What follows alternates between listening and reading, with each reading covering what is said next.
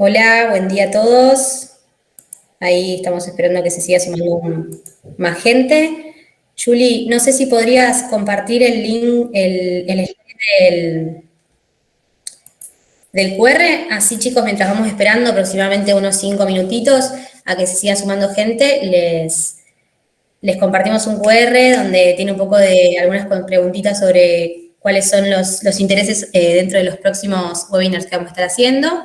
Así que nos sumaría mucho que ustedes quienes van a participar puedan sumarnos un poco de información sobre lo que les interesa escuchar. Así que aguardamos unos minutitos y arrancamos. Gracias a todos por sumarse.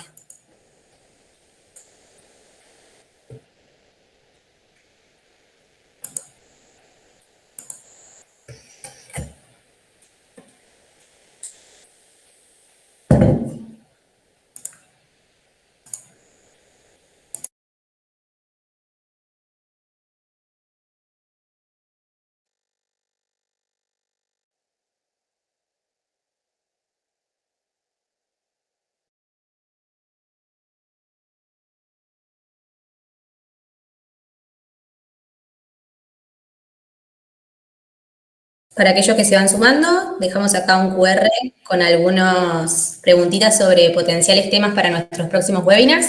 Nos interesaría saber qué piensan, qué les convoca, qué les interesa escuchar.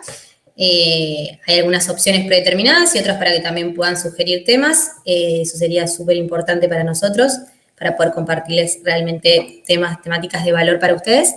Y a las 5 aproximadamente esperamos que se siga sumando gente y arrancamos, ¿sí?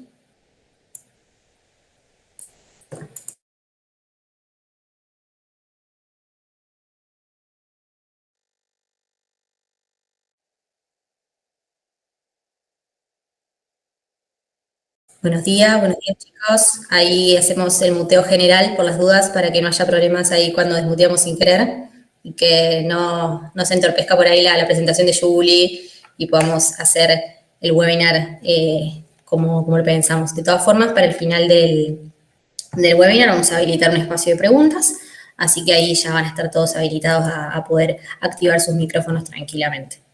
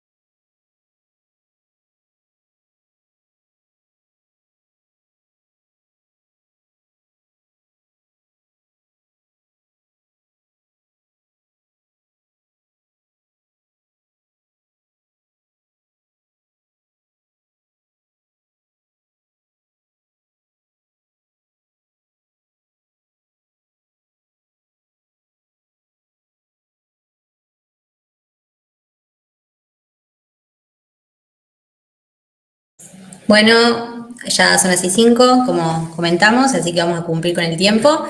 Julie, no sé si querés ir al inicio de la presentación, así arrancamos. Antes que nada, agradecerles a todos por estar hoy en día presentes en nuestro webinar, por el interés de sumarse. Me presento, mi nombre es Fátima Botero, soy Account Manager dentro de Dixis, ya desde hace unos añitos. Voy a hacer una breve presentación para que tengan un poco idea del esquema a llevar este webinar. Vamos a ver un poquitito muy breve para aquellos que no tienen contacto con Dixis, para que sepan quiénes somos y a qué nos dedicamos. Luego vamos a seguir con el esquema que planteamos de webinar que va a trabajar Juliano, que acá está presente. Gracias, Juli. Y después vamos a abrir el espacio para que puedan hacer consultas. Si tienen alguna que otra pregunta, pueden tranquilamente escribirla en el chat. Al finalizar la charla, pueden levantar la mano y ahí vamos a tomar la consulta y seguimos charlando sobre eso, ¿sí? Así que bueno, nuevamente muchas gracias y iniciamos un poquitito sobre nosotros para que nos puedan conocer. Para comentarles a grandes rasgos y en general sobre Dixis. Dixis lleva más de 15 años liderando y acompañando en todo lo que son aquellos proyectos de inteligencia y analítica de negocios, ofreciendo distintas soluciones innovadoras y tecnológicas que permitan, digamos, poder enriquecer el día a día dentro de las compañías y de nuestros socios. Nuestro objetivo puntual es poder aportar valor en cada etapa de madurez del negocio y en el ciclo de punta a punta de la vida de los datos, ¿sí? Dentro de Dixis tenemos dos grandes verticales, aquella que está dedicada a lo que es software, desarrollo de software como tal y software transaccional, y la que nos convoca hoy, que es Data y Analytics, que es puntualmente la que vamos a estar trabajando, de hecho, en estos ciclos de webinars. Julie, si querés pasar la presentación. Perfecto. Bueno, dentro de estos ya más de 15 años que Dixis se encuentra trabajando no solo para proyectos a nivel nacional, sino también a nivel internacional con distintos socios estratégicos a lo largo y a lo ancho del país. Nos dedicamos o nacemos puntualmente trabajando en todo lo que es Data y Analytics, en el acompañamiento en el camino del dato de su punta a punta. Y un interesante motivo por el cual estamos generando estos ciclos de webinars es poder mostrarles no solo la capacidad que tiene el trabajo con los datos en sí mismo y todo lo que podemos lograr dentro de nuestro negocio si nos disponemos a trabajarlo de manera criteriosa y correcta, sino también desde nuestra experiencia el potencial y la potencialidad que puede tener, digamos, el trabajo de los datos. Aquí en el acompañamiento de datos, desde Dixis, nos encargamos no solo de poder ofrecer soluciones innovadoras y con acompañamiento estratégico a todos nuestros socios, sino también que nos consideramos formadores dentro del mercado, profesionales, a partir de los cuales no solo transmitimos todo el conocimiento teórico que tienen nuestros colaboradores profesionales a lo interno, sino también nuestra manera de hacer y el hecho de que sabemos trabajar con datos y no hay ninguna mejor forma de demostrarlo que justamente con nuestros casos prácticos y poniendo manos a la obra. Acá pueden ver un poco sobre todo el camino del dato en el que nosotros hacemos este acompañamiento estratégico, que es de su punta a punta, desde su origen hasta su explotación, y una vez hecha toda la validación de los datos, teniendo bases de datos enriquecidas, verificadas, podemos trabajar esa información junto con muchas otras variables para lo que es ciencia de datos e inteligencia artificial, que es lo que hoy en día vamos a estar hablando de la mano de Julie. Así que, bueno, te doy todo el webinar para vos, para que nos puedas contar el tema que nos trae acá. Así que muchas gracias, Julie, y muchas gracias a todos los que se sumaron. Muchas gracias, Fati. Bueno, buenísimo lo que comentabas. Bueno, primero, bienvenido a todos. Y hoy, un poco de lo que vamos a hablar es un tema que a mí me interesa mucho, que tiene que ver cómo a partir de los datos podemos generar ganancias, cómo poner en valor esos datos que tenemos. Y para hacer eso surgen tres preguntas. Creo que es importante que nos llevemos después de esta charla, cada una a su organización o en los proyectos que cada uno esté trabajando, que es ¿dónde están los datos? Muchos se podrán preguntar, ¿existen esos datos en esta organización? Y si no están, ¿cómo los empiezo a fabricar? ¿O dónde los empiezo a buscar? Después, ¿vale la pena meterse de lleno en esto que es la inteligencia artificial, la ciencia de datos?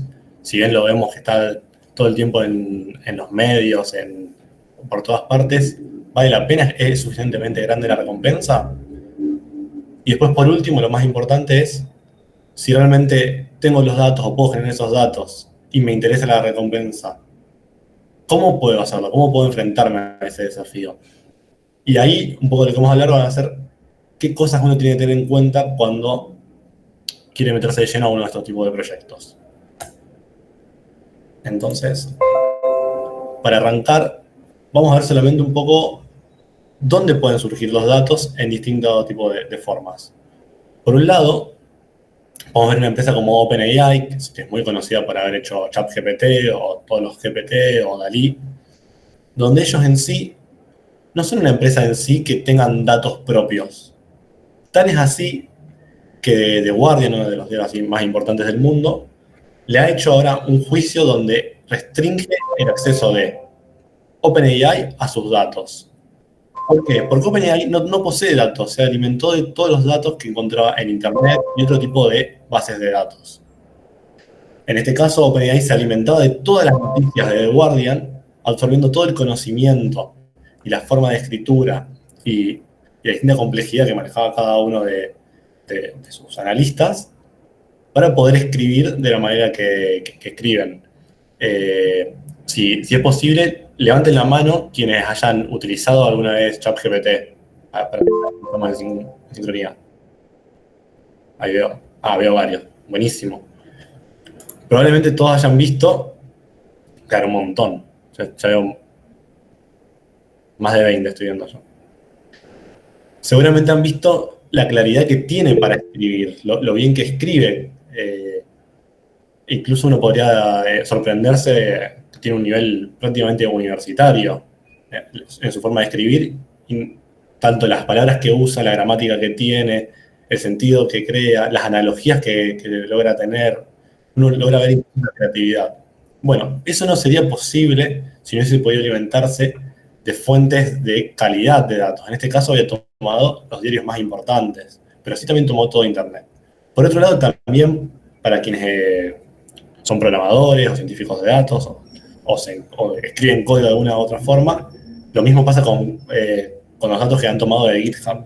Eso también es otro conflicto que ha tomado, donde los programadores que subían su código de forma libre, de libre acceso, todo ese conocimiento fue tomado también por OpenAI. Bueno, esa es una de las formas de tomar datos, donde ellos no eran poseedores de datos, pero adquirieron datos de forma masiva. Después están Google, que por ejemplo lo que ha hecho ha construido su propia infraestructura para poder ir alojando datos. Uno puede verlo con YouTube, puede verlo con todo lo que es Gmail, con Google Fotos, donde ha dado espacio libre para que nosotros podamos utilizar esas plataformas y de esa forma poder enriquecer sus propios modelos. Y después, lo que surge en el 90% de las organizaciones restantes es, todos contamos con datos.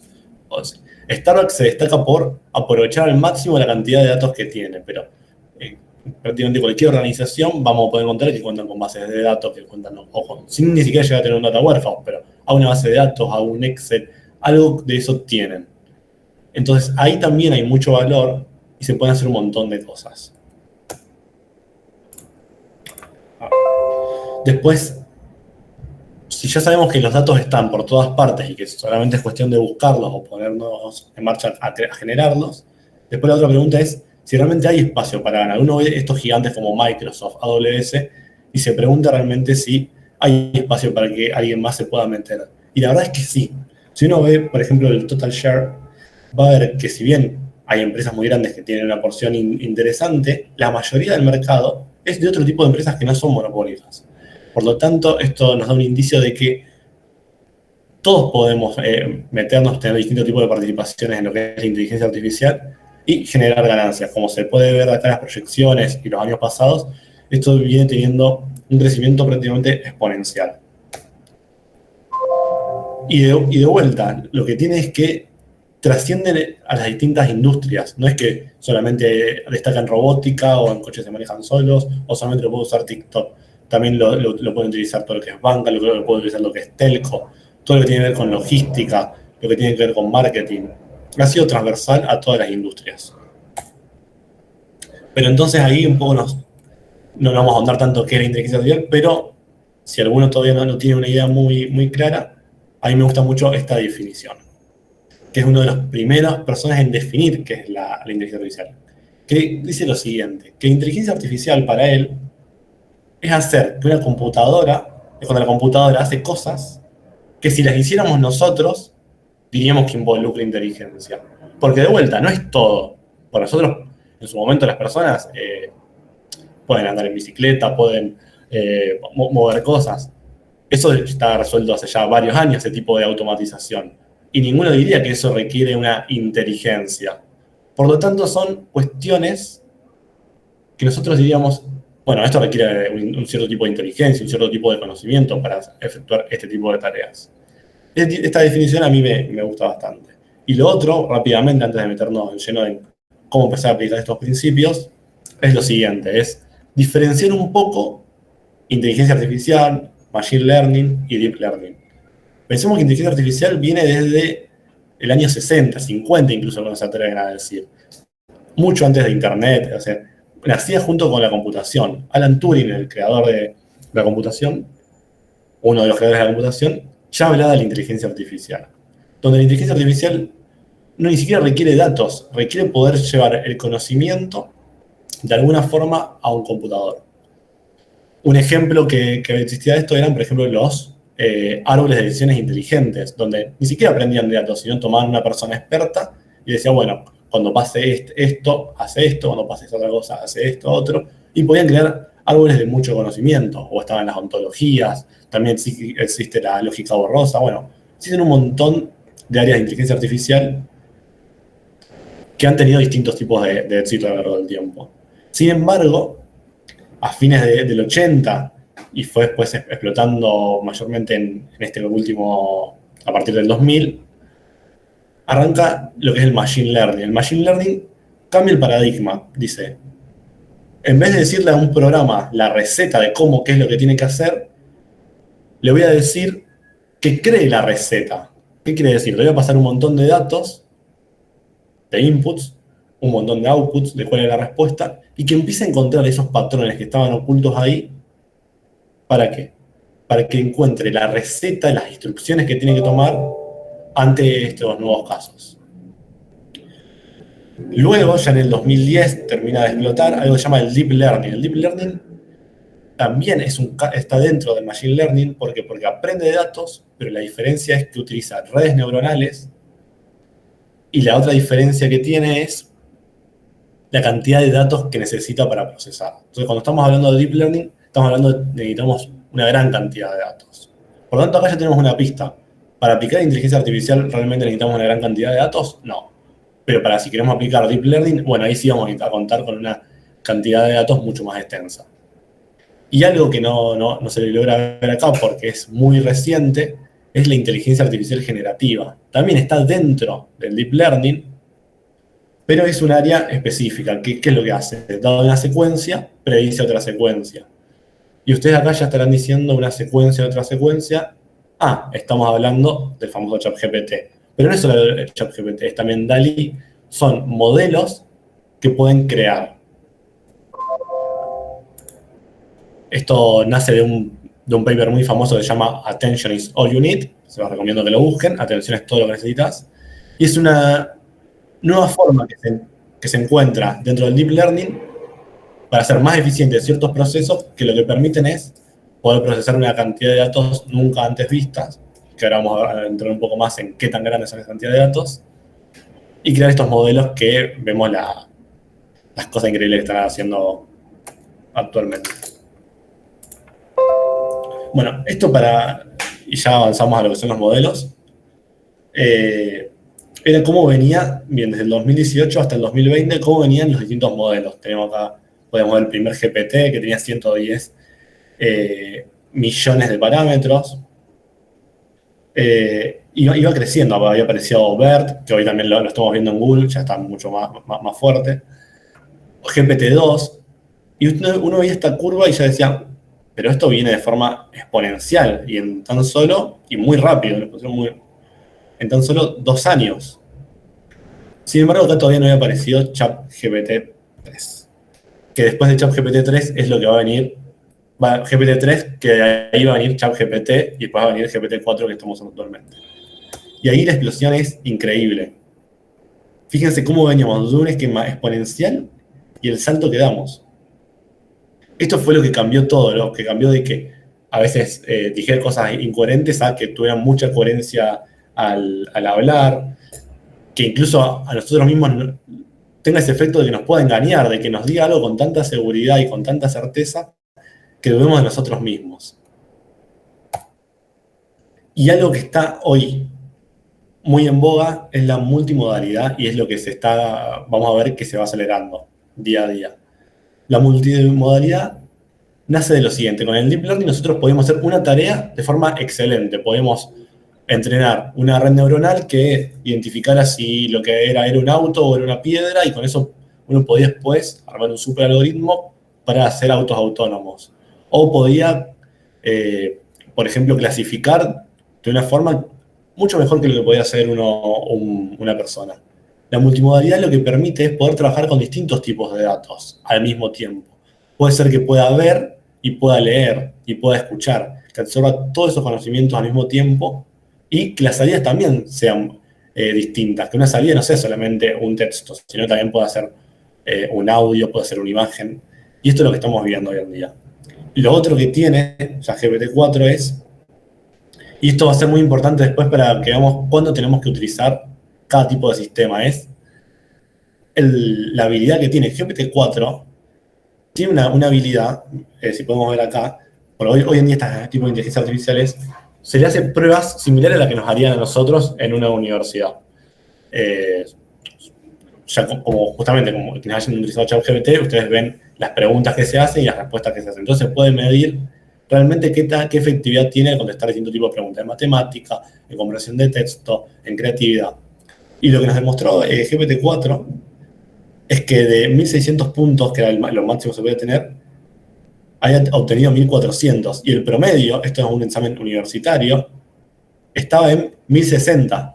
O sea, era superior al promedio de los estudiantes que terminaban una universidad. Lo cual esto nos muestra que ya tenemos que empezar a entender cuándo vamos a utilizar cada una de este tipo de herramientas. De repente, una inteligencia artificial de este calibre no la vamos a poder utilizar para tareas tan básicas, tal vez como, por ejemplo, detectar una anomalía, que eso lo hacíamos con otro tipo de modelo de Machine Learning. Uno podría decir, bueno, pero ¿por qué? Si tenemos esto que puede hacer todo, ¿por qué no hacemos todo con esto? Porque también son más caras. Algo que sí tienen esto, por la cantidad de millones y millones de parámetros que tienen, es que consumen mucho hardware. Y, por otro lado, además de consumir mucho hardware, también consumen mucha energía. Pensemos que hoy, para generar una imagen con DALL-E, consume una batería entera de teléfonos. Es lo que sería cargar el teléfono, eso es lo que consume. Bueno, ahí para redondear, esto sigue para adelante, no solamente con todo lo que es inteligencia artificial generativa, sino con algo que se llama Reinforced Learning. Esto es algo que vamos a verlo en los siguientes años, donde ya logran investigar y aprender y hacer cuestiones totalmente científicas. Y por último, esto es, puede que se haya enterado la semana pasada, las últimas 2 semanas, salió Gemini. Gemini es el último modelo que lanzó Google junto con DeepMind, que de vuelta también es multimodal. Les recomiendo que pongan Gemini en Google, en Internet, y van a ver las cosas increíbles que están haciendo. Y de vuelta, otro paso más donde una inteligencia artificial ha superado a lo que era una inteligencia humana. Hay algunos que dicen que es una estafa. Sí, salió un video donde dicen que el hype era más de lo que se esperaba. Si bien dicen eso, los de DeepMind han mostrado ya los papers y todo, donde en sí va a dar que hablar este modelo. A mí también me sigue gustando más ChatGPT, pero este modelo parece que va a dar que hablar. Bueno, pero ahora vamos a lo nuestro. Nosotros, más allá de ver todo esto y ahondar un poco más de qué es lo que se puede hacer, queremos ver nosotros con nuestros datos, nuestras organizaciones, cómo podemos generar ganancia. Y ahí hay que tener en cuenta 3 cosas principales para mí. Primero, entender si tenemos los datos, qué datos tenemos, qué tipo de infraestructura vamos a tener. Si vamos a tener algo en premise, si va a ser una nube. Y lo más importante de todo, antes de ir a esto, es definir un objetivo. Muchos te van a decir, hay que definir una métrica, pero antes de definir una métrica, hay que definir un objetivo. El objetivo puede ser minimizar costos, o puede ser generar mayor demanda.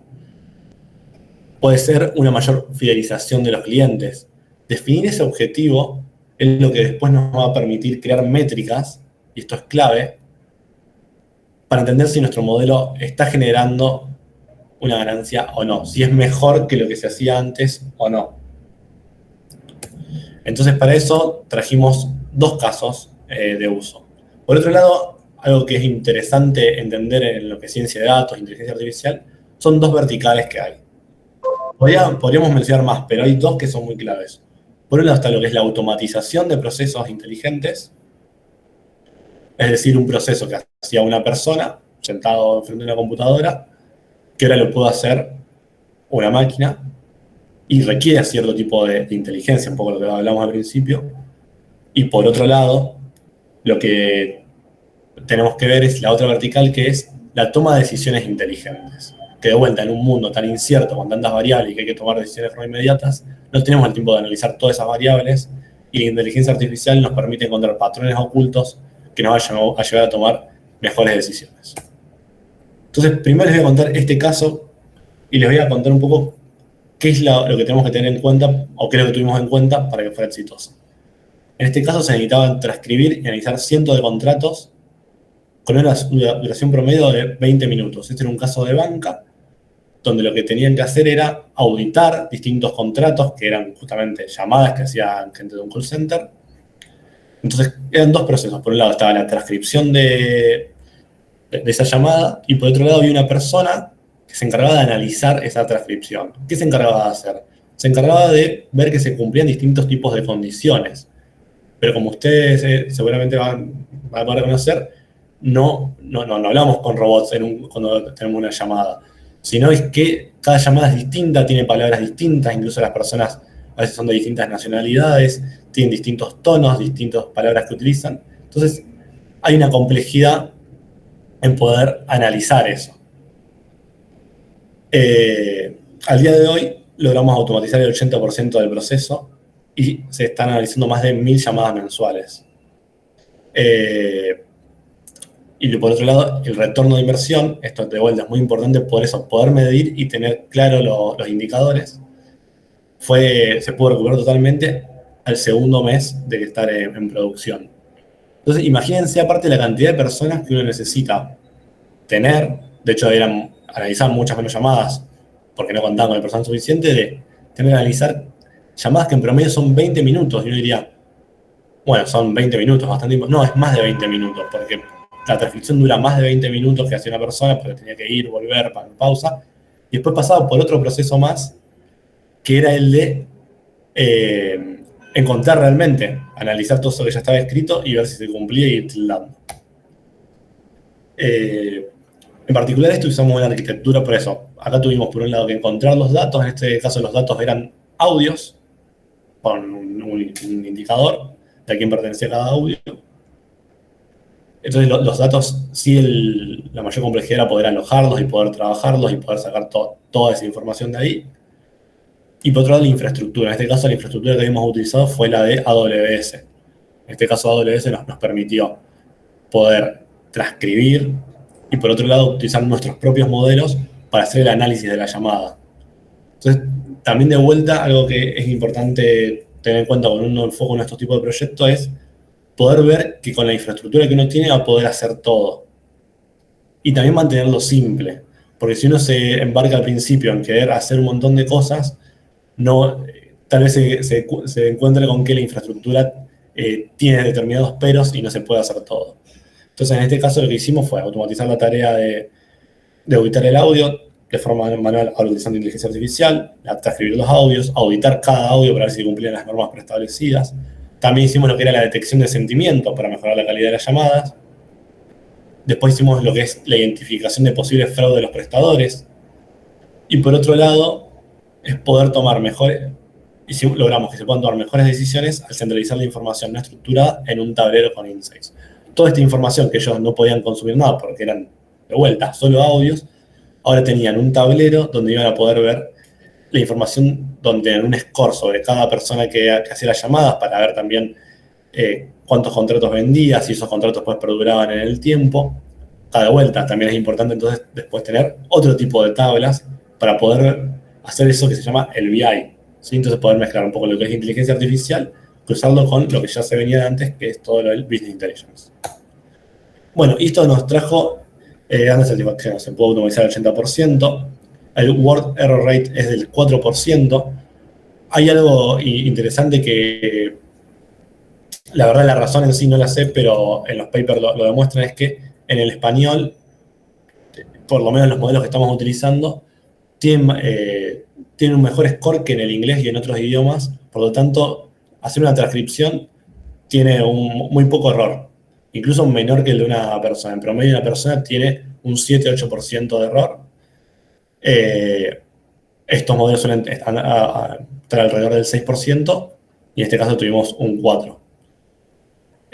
Bueno, un poco lo del RAI que se logró cumplir. Y por otro lado, la cantidad de meses de desarrollo, que fueron 3. Esto es algo muy importante también, empezar con objetivos claros, identificar los datos y la infraestructura, es lo que nos permite a nosotros poder no estar en proyectos larguísimos que duran un año o más, sino empezar a tener una versión que se pueda usar y que pueda estar en producción, y de vuelta ya empezar a pagarse solo, para luego ir incorporando nuevos tipos de features. Eso para mí es algo central en cómo uno tiene que encarar los proyectos.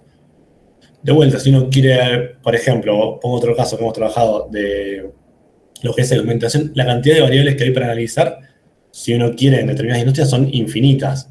Pero traer cada una de esas variables tiene su costo, y por lo tanto es identificar las variables principales y crear un primer modelo que esté funcionando y que se logre comunicar con todo el resto de la infraestructura, es lo más importante. Después, uno podrá ir incorporando nuevas variables, pero no es lo más óptimo agarrar y traer todas las variables desde el principio, sino todas las variables que uno crea son más importantes y las que se cuenten con mayor facilidad.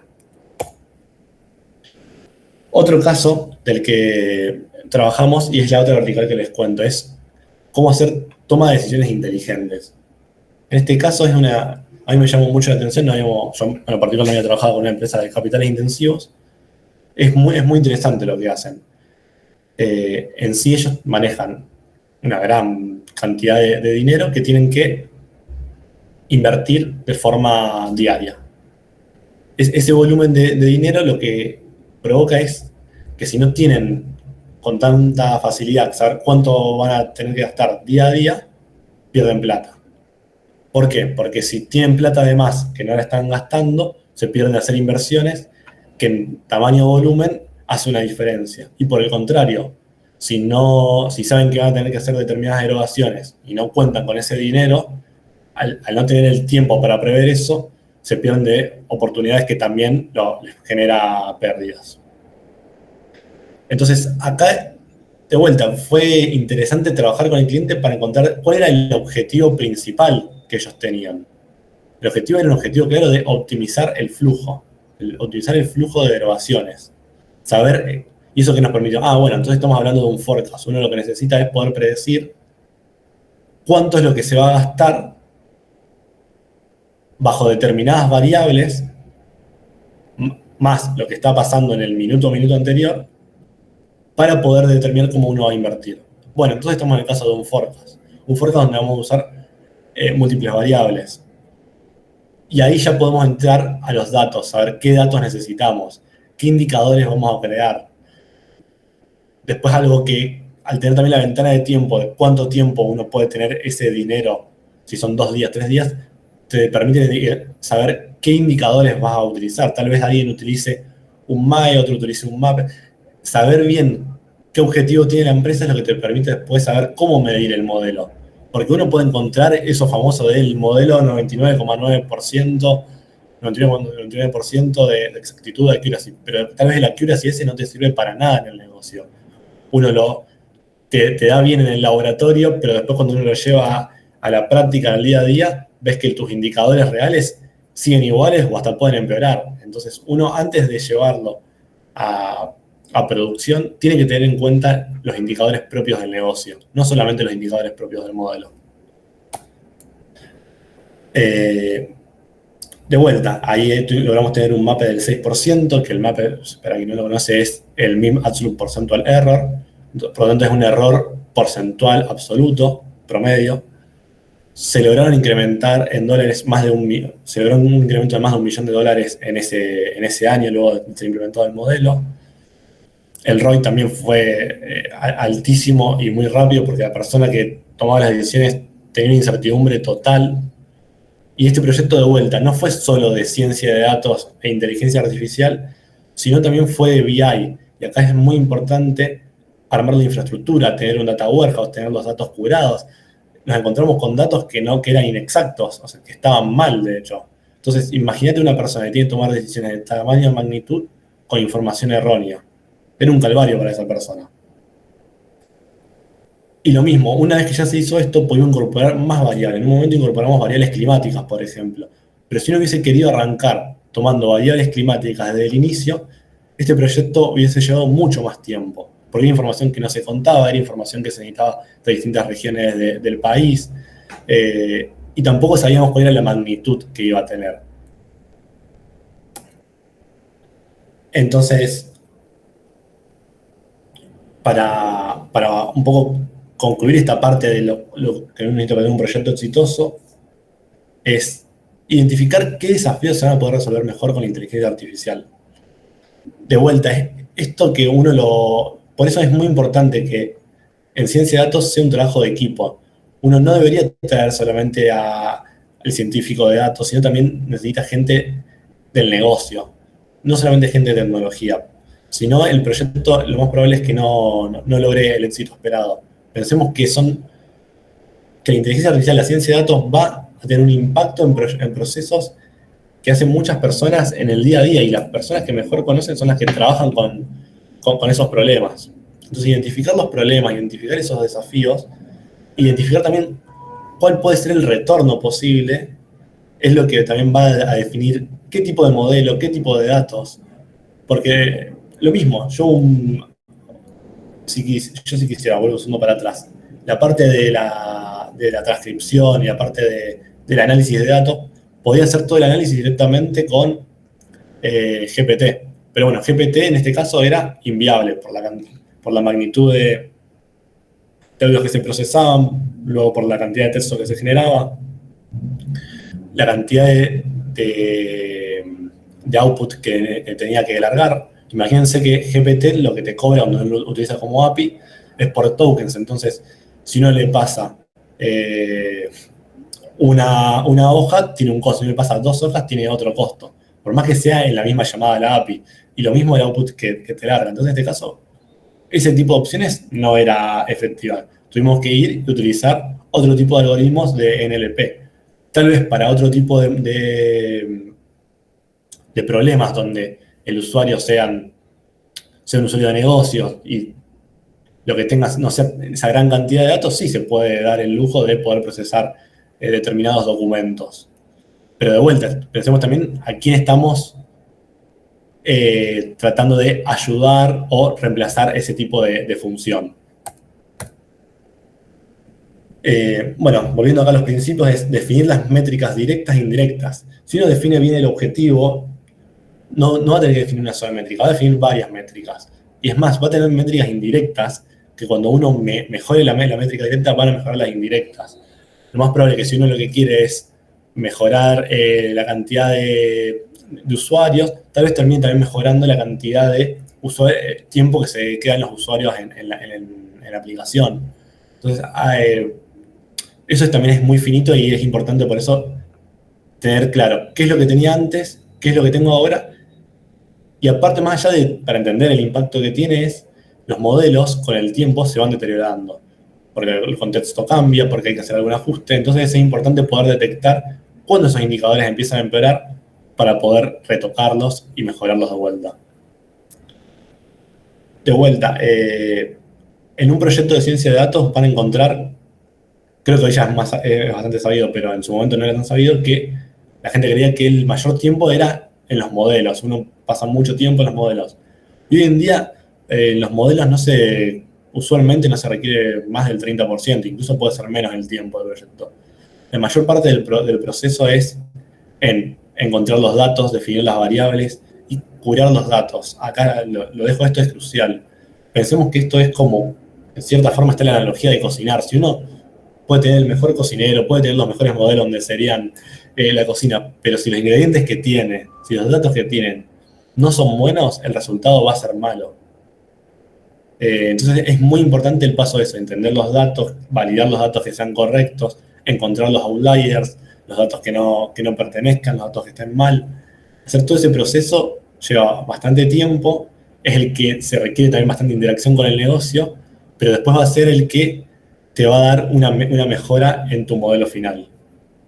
Por otro lado, esto es bastante, nos pasa bastante, tratar de tener una solución simple por dos motivos. Uno, por la infraestructura, por otro lado, por los costos, y por otro lado, por la seguridad que le da a alguien. Al utilizar un modelo simple se puede hacer que sea explicativo. Y que sea explicativo este modelo, lo que va a permitir es que la persona sepa cómo está funcionando el modelo. Y ya por último, para ir cerrando, es, si uno quiere aplicar inteligencia artificial en su organización, es invertir en datos de calidad, tener un buen data warehouse, poder tener sus datos curados con calidad, diversificar, no tener no apostar todo a una sola cuestión, sino a distintos tipos de modelos. La formación continua, capacitar a las personas que uno tiene en inteligencia artificial, tanto las personas que sean de tecnología como las que sean de negocio, para poder tratar de entender bien cómo pueden ayudarlos. La integración continua, esto es muy importante, que estén integradas las herramientas que se utilicen. De vuelta hay un montón a veces de modelos o herramientas que son buenísimas, generan resultados que están muy buenos, pero después no pueden funcionar con los sistemas que tenemos y no las podemos llevar nunca a producción. Eso es clave. Poder medir y analizar, eso también es muy importante en este tipo de negocios, poder, que es un poco lo que dice bastante hincapié, pero creo que es lo que nos destaca a veces nuestros competidores, es eso, es poder generar métricas claras para poder entender dónde está el problema y cómo va a ir mejorando. Y proyectos de alto impacto, que esto va totalmente relacionado, de vuelta, con entender objetivos y métricas. El poder entender dónde vas a generar la mayor revenue en nuestro proyecto de ciencia de datos. Y ya para lo último, que a mí me gusta mucho, desgraciadamente se murió hace poco este economista, financista, Charlie Munger, que es, la frase dice, decime dónde voy a morir, así nunca voy a ir. Y acá hay 4 tips que ustedes tienen, si ustedes ven esto, puede ser como un red flag y deberían evitar eso. Si alguien les dice 99% de accuracy, revisen de vuelta el modelo para quienes sean científicos de datos o quienes tengan que justamente ver esto. Probablemente algo huela mal o los datos estén mal o alguna variable esté mal. Hay casos excepcionales donde dan ese tipo de datos. Y de vuelta, la accuracy, si bien uno puede ver muchos libros, no es la mejor métrica cuando uno tiene que analizar modelos. Por eso utilicen métricas de negocio y varias métricas sobre modelos. De vuelta, modelos solo aptos para el laboratorio. Estos modelos gigantes que están buenísimos, uno lo que ve, lo que hace, pero después, es imposible poner en producción. Bueno, ese tipo de modelos uno debería evitarlos, entender bien, bueno, cuánto sale este modelo, de qué infraestructura va a correr, y de vuelta, qué es lo que genera. Científico trabajando vuelva pronto, eso es algo también que sucede mucho. Son proyectos que, de vuelta, están buenísimos para cuando es un proyecto de investigación, pero cuando es una organización, es una industria, tienen que ser proyectos dinámicos, también por lo caro que son, y que generen el valor rápido. Entonces no podemos tener un proyecto que dure 1 año, 2 años hasta recién ponerse en marcha. Entonces es importante trabajar con métodos acotados, donde se cree un MVP o una POC primero, y de ahí luego ir en una mejora continua. Y de vuelta, esto un hincapié, ingredientes en mal estado. Si lo que tenemos, los datos que tenemos no son de buena calidad, nada bueno va a generar de ahí. Así que, bueno, espero haberme extendido mucho. Muchas gracias y quedamos abiertos a las preguntas. Gracias, Juli, espectacular. Muchas gracias por la exposición, súper clara. Ahora habilitamos el espacio para las preguntas. Ahí tenemos alguna que había quedado de las primeras slides, que pregunta Nico Colombo, dice, respecto a ChatGPT. Básicamente, si estamos aportando el crudo que utiliza ChatGPT para dar respuesta, ¿no deberíamos ser partícipes de las ganancias? Así que, bueno, nada, ahí empiezan las preguntas y de paso les dejamos en la última un QR para que puedan completar con algunas temas de valor que les interesen ver en los próximos ciclos, así que mientras respondemos también pueden ir haciendo eso. Y bueno, muchas gracias. A ver, Juli, ¿qué me puedes decir de esto? Es como bastante controversial el tema de ganancial. Y es un debate que está hoy en día, o sea, tanto con lo que es GitHub, con lo que son otro tipo de medios.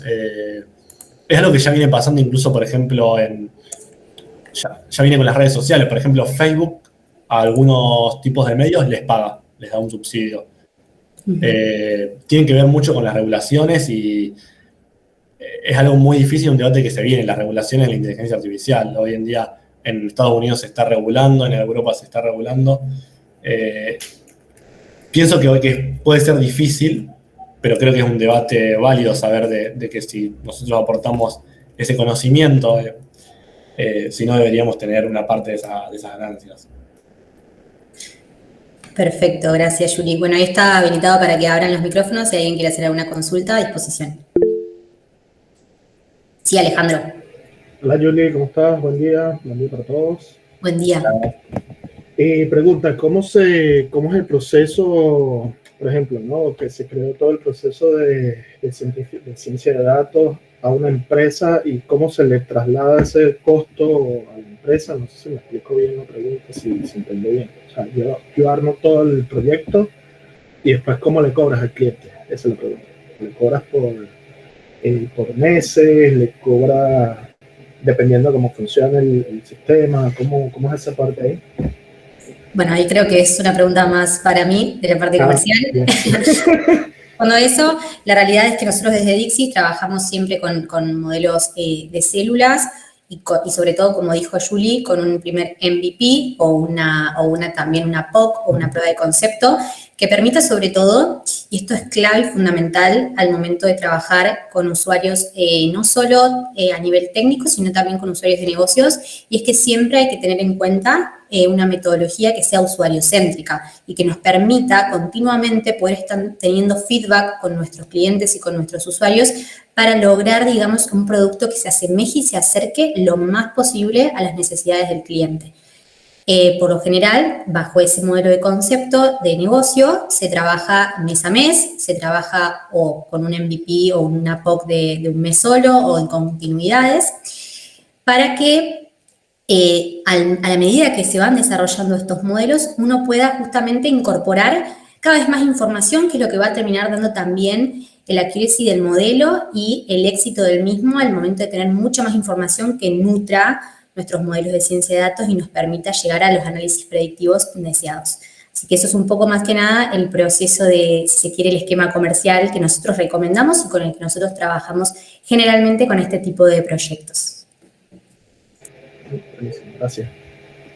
De nada, Alejandro. Bueno, nada, si hay alguna otra pregunta, chicos, no sé si tienen algún comentario, también es bienvenido sobre lo que hemos comentado, algo en lo que estén de acuerdo, algo en lo que no. También los escuchamos y están habilitados.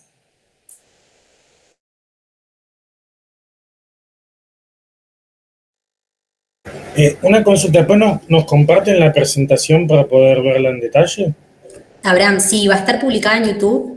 Ahora cuando salimos del webinar vamos a estar haciendo esa subida y va a ser enviada por mails a todos los participantes y también va a estar publicada en la página. Buenísimo, gracias. Bueno, si no hay más preguntas, nada, muchas gracias a todos por el tiempo, por el espacio.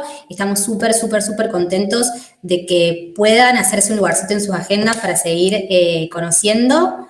Y a ver, ¿hay alguna pregunta? Sobre los casos de éxito. Sí, tenemos casos de éxito desarrollados de ambas casos que mencionó Juliano. Eso también, por supuesto, están habilitados a ser compartidos para todos. Así que quien desea acceder, quien quiera conocer un poquito más sobre la conformación del equipo, sobre el workflow de trabajo, pueden realizar la consulta.